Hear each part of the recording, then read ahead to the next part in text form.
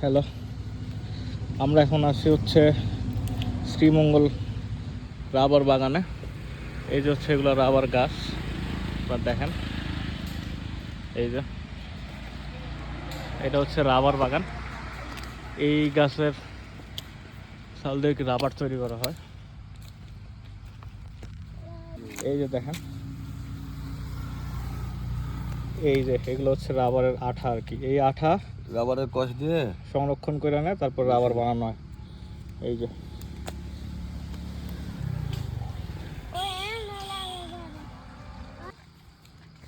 এই যে এগুলাই সংরক্ষণ রাবার। এই যে প্রত্যেকটা গাছে এরকম ইয়া কাটা আছে, খাস কাটা আছে, এগুলো দিয়ে রাবার সংরক্ষণ করে।